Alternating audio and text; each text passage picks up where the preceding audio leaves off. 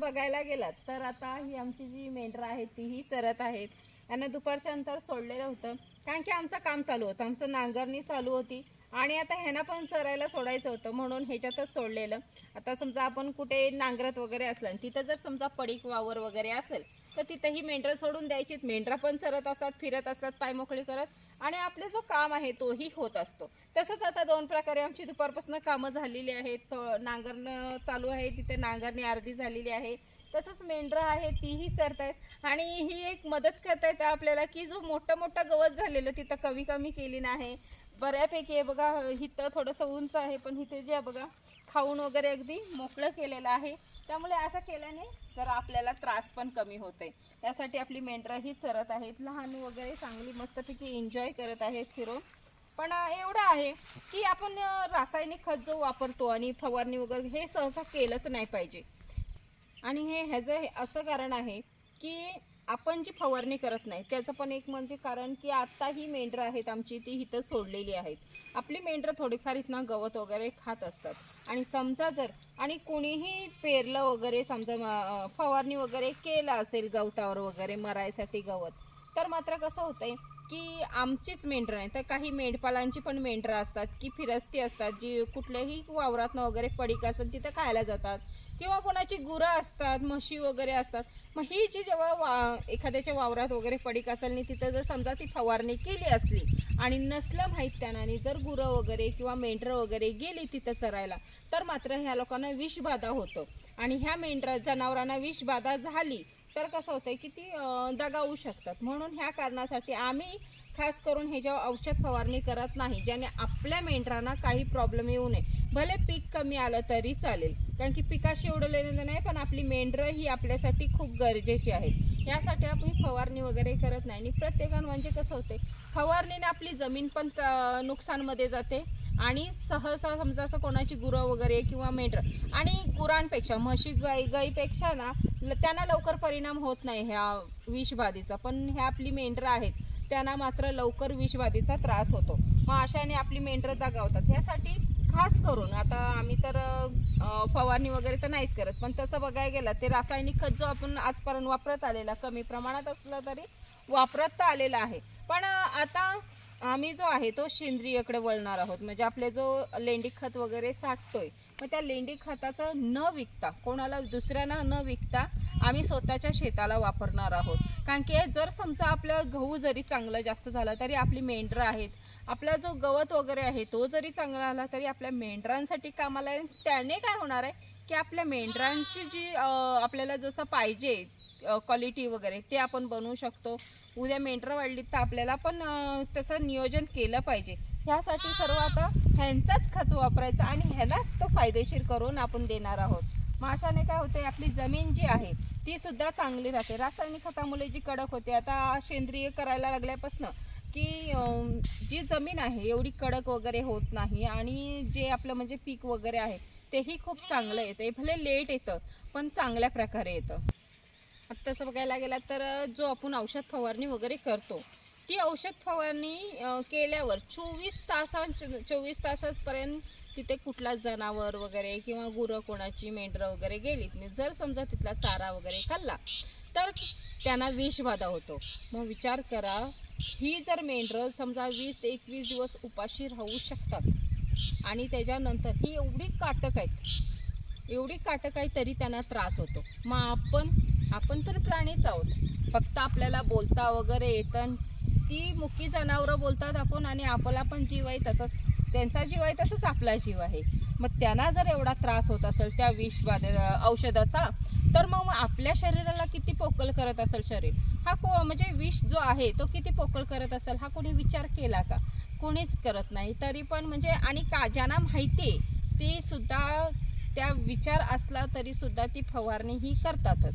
मग तुम्ही कशावर करा, पिकावर करा, फलांवर करा किंवा जमिनीवर ह्या गवतावर करा, कशावर केला तरी तो आपल्याकडेच येणार आहे. कारण की आपण फळभाज्या खाणारच आहोत आणि सोबत आपली जी काही भाजीपाला असू दे धान्य असू दे ते आपल्या पोटात जाणारच आहे. मग ह्याचा त्रास आपल्याला सुद्धा होतो. ह्याच विचारासाठी आम्ही जो आता म्हणजे पहिली आमच्याकडे शेती जी होती ती 100% सेंद्रियच होती. पण थोडी कमी कमी जशी जनावरं कमी होत गेली, माणसं नोकऱ्यांकडे वळायला लागली, तशी तशी ही जनावरं कमी झाली, तसं मग रासायनिक खताचा वापर जास्त व्हायला लागला. कारण की सेंद्रिय खतासाठी खत कुठून आणायचा, कारण की जनावरच नाही राहिलीत. मग ह्यासाठी मात्र आता जो रासायनिक खताचा मारा जास्त झालेला आहे, त्याचा उलट आता आम्हाला करायचा आहे. आम्हाला भले पीक कमी झाला तरी चालेल, पण आता जेवढा रासायनिक खत वाढलेला आहे त्याचा आता कमी कमी करायचं आहे, आणि जो आपला सेंद्रिय कमी झाला आहे त्याला वाढवायचा आहे. आणि मग मी कसं करेन काय, आता ह्याच्यात जे मी काही पिकवणार आहे ते पण सेंद्रियच करणार आहे, कारण की आता आपल्याकडे अवेलेबल आहे सेंद्रिय खत. आणि तसं बघायला गेलं तर सर्वच शेती सेंद्रिय करतील असं नाही, कारण की जनावरच नाही आहेत प्रत्येकाकडं, पण माझ्याकडे आहेत. आणि माझ्याकडे खत पण आहे, त्यामुळे मी मात्र करणार आहे. तसंच प्रत्येकाकडे नसला तरी ज्याच्याकडे आहे त्यानं मात्र सेंद्रियकडे वळणं गरजेचं आहे. दुसऱ्यासाठी नाही तरी स्वतःच्यासाठी, स्वतःच्या परिवारासाठी मात्र सेंद्रिय खाणं गरजेचं आहे. कारण की जी पहिली लोक सेंद्रिय खात होती त्यांना मात्र कुठले आजार नव्हते का, कुठलं काय प्रॉब्लेम नव्हतं, पायात चपले पण नव्हते त्यांच्या, तरी ती काटक होती, तेवढी चांगली, म्हणजे आपल्यापेक्षा कितीतरी पटीने ती जास्त जगत होती. आणि आपण मात्र आता असं झालंय की विष खाऊन खाऊन आपल्याला कधी झटका येईल आणि कधी मरेल याचा पत्याच लागणार नाही. हसता हसता माणूस मरायला लागलेला आहे. मग हे सर्व अशामुळे झाले की जशी जशी आपण शेतावरती विषाची फवारणी करायला लागलेला आहोत, त्या विषाचा विष जो आहे तो आपण असं होतंय की खातोय आम्ही, फळं खातोय आम्ही, हे खातोय ते खातोय, पण त्याच्यासोबत आपल्या पोटामध्ये विष जो जातोय आणि ज्या आपल्या शरीराला पोकळ करतोय हे कोणीच विचार करत नाहीये. ह्यासाठी थोडासा मात्र विचार करणं गरजेचं आहे. ज्याच्याकडे अवेलेबल आहे त्यानं मात्र सेंद्रिय करण्याची सुरुवात करावी, आणि ज्याच्याकडे नाही आहे त्यांनी काहीतरी थोडंफार प्रयत्न करावा. बाकी तर मी काय सांगू शकत नाही मग ह्याच्या पुढे. पण सेंद्रिय करणं आणि सेंद्रिय पिकवणं हे सगळ्यात महत्त्वाचं आताच्या ज्या पिढीला आहे, हे शिकणं पण गरजेचं आहे आणि हे पिकवणं पण गरजेचं. आता बघू शकता मी जिथे उभी आहे तिथे सर्व गवत वगैरे जास्त प्रमाणात गवत आलेलं आहे. आणि काही लोकांनी असं बोललेलं आहे की हा जो गवत आहे जेव्हा तुम्ही फवारणी वगैरे करा म्हणजे हा गवत वगैरे आहे तो मरून जाणार. पण कसं आहे ना की गवतावर फवारणी करणं, रासायनिक खतं जास्त वापरणं ह्याने जमीन सुपीक नाही राहत तर कडक होत जाते. मग कडक झालं की आता हा आमचा जो 6 HP ट्रॅक्टर आहे तो सुद्धा त्याच्यात चालणार, मग त्याला 50-55चा जो मोठे ट्रॅक्टर असतात ते लागणार. मग आता आम्ही जास्त रासायनिक खतं वापरत नाही आणि फवारण्या सुद्धा करत नाही. आमच्या भागाकडे एवढा रासायनिक खत जास्त वापरतच नाही आणि फवारण्या सध्या कोण करत नाही, त्यामुळे आमच्या इकडे 6 HP 9 HP जे ट्रॅक्टर आहेत ते चांगल्या प्रकारे चालतात. आणि आता आम्ही पण हे बघा नांगरायची सुरुवात केलेली आहे. पाऊस बऱ्यापैकी गेलेला आहे आणि कधीच्या कधी उगवेल, पण तरी पण आमच्यासाठी आता शेतीची जी कामं चालू करायची ती सुरुवात आम्ही केलेली आहे. नांगरणी वगैरे करायची सुरुवात केलेली आहे. तसंच बघू शकता आता हे जो आम्ही अर्ध नांगरलेलं आहे आणि हे जे 2 आहेत आता हे आमची वावरं आहेत, त्या वावरांना जर नांगरायचं बोललात पूर्ण तरी मोठ्या ट्रॅक्टरनी बोलला तर प्रॉब्लेम येतं, कारण की असे मोठे मोठे दगड असतात आणि अशा दगडांमुळे जी नांगरणी वगैरे मोठ्या ट्रॅक्टरला लावली जाते त्याच्यामुळे लोकांच्या ट्रॅक्टरची तोडफोड होण्यापेक्षा आपला जो 6 HPचा 9 HPचा ट्रॅक्टर आहे त्याने नांगरलेलं चांगलं वाटतं. कारण की दुसऱ्याची नुकसान पण होऊ नये आणि पैसा जो आहे, आपला पैसा जो आहे तो पण एक प्रकारे तसं बघायला गेलं तर बचत होतं. आणि जो आपले छोटे छोटे शेतकरी आहेत त्यांच्याकडे अशी अवजारं असणं सगळ्यात महत्त्वाची आणि गरजेची आहे.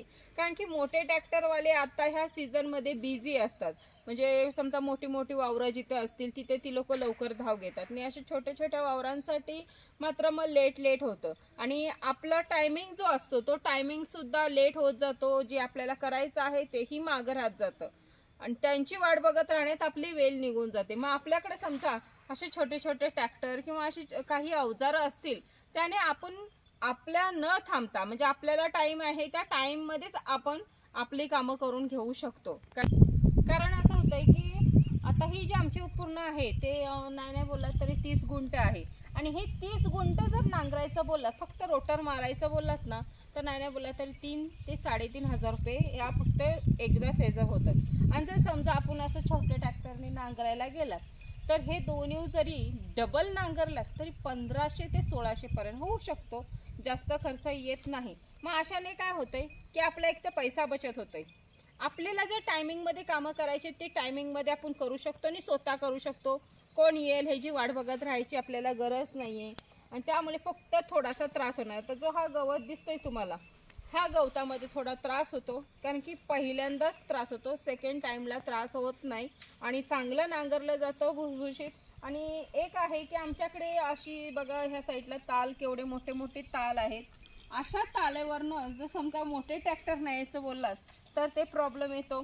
मग ह्यासाठी जे छोटे ट्रॅक्टर आहेत हे कुठूनही कसेही ॲडजस्ट करता येतो, उचलून पण बोललात तरी ठेवता येतं. म्हणून ह्यासाठी आमच्या भागाकडे ना सहसा असे ट्रॅक्टर आहे, कारण की मोठे एकरवाले आमच्याकडे जास्त सहसा जमीन नाही आहे, गुंठ्यावाली आहे. त्यामुळे गुंठ्यांसाठी हे छोटे ट्रॅक्टर सगळ्यात बेस्ट. आणि आपलं टायमिंगमध्ये काम पण होतं, कारण की आपण जो फ्री टाईम दुसऱ्याची वाट बघण्यात जातो किंवा आपला पैसा जातो एक्स्ट्राचा तोही वाचतो. आणि त्या टायमिंगमध्ये आपण आपली शेती नांगरून आपल्याला जे करायचं आहे, समजा गवत कोणाला लावायचं आहे, कोणाला पीक पेरायचं आहे, तर ते सर्व आपलं टायमिंगमध्ये होत असतो. आता आपल्याला थोडं अंधार होत आलेला आहे आणि आपली जी छोटी गँग आहे ती बघू शकता तुम्ही थकलेली आहे. आणि ती थकलेली असल्यामुळे आता आपल्याला घरी जाणं गरजेचं आहे, कारण की आता त्यांना आराम बघत बसायला लागलेली आहेत. खूप थकलेत बिचारी, त्यामुळे जागा शोधतायत बसायसाठी. पण प्रत्येकाने मात्र आता बघू शकता, हे जर आम्ही पहिल्यांदा वावर नांगरलेलं होतं ना, त्यावेळेला आम्हाला मोठा ट्रॅक्टर लागला. आणि मोठ्या ट्रॅक्टरला जेव्हा नांगरायची सुरुवात केली तेव्हा तो बोलला की 2 वेळा नांगरायला लागेल तेव्हा व्यवस्थित येईल मात्र. आणि आता जसं जसं आम्ही म्हणजे जसं आता जी लेंडी आहे, लेंडी किती कडक असते तुम्हाला माहीतच आहे.